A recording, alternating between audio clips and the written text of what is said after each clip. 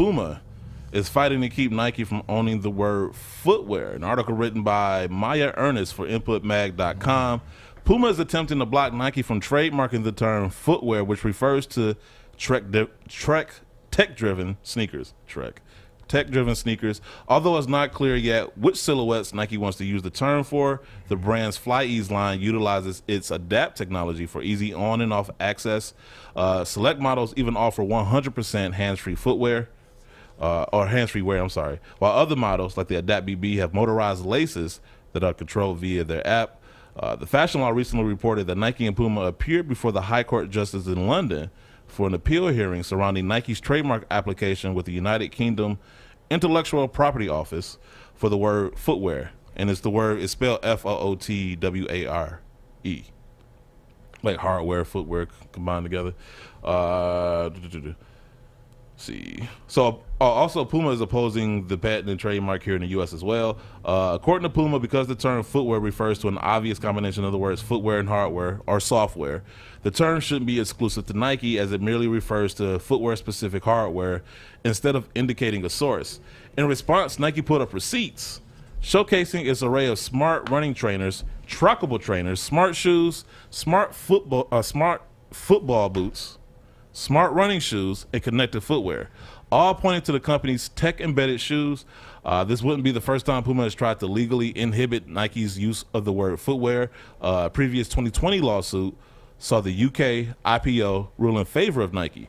While a reversal of the ruling is unlikely, PUMA still remains in opposition to the trademark application in both the UK and the US. The resistance may suggest that PUMA has their own tech-powered footwear on the way.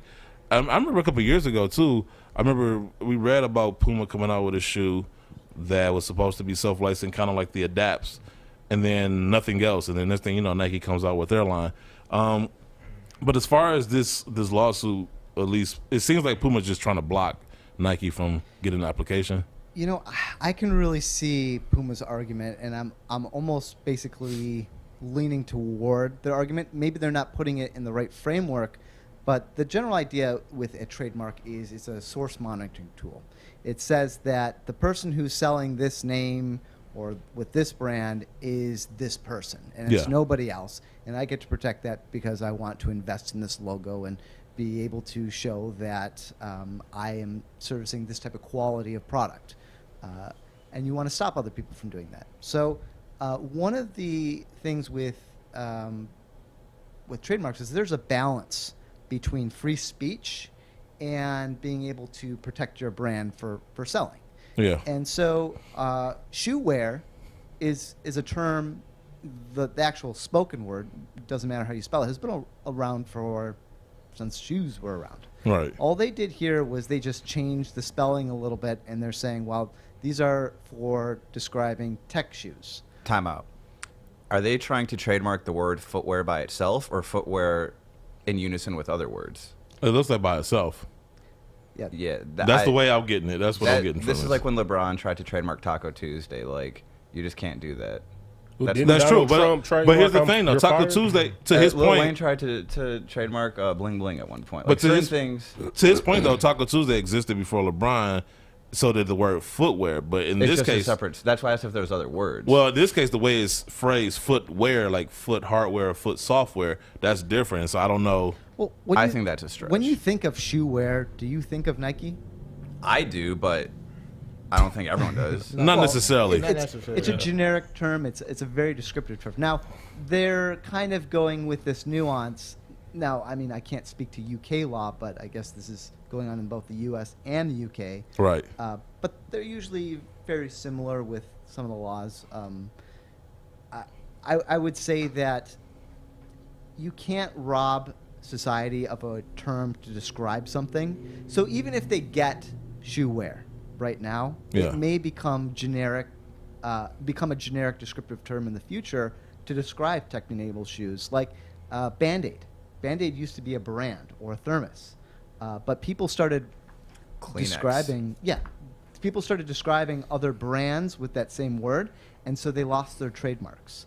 And I think that even if they get it, this is probably what's going to end up happening. So it's probably, if they win, it's going to be a short-term victory.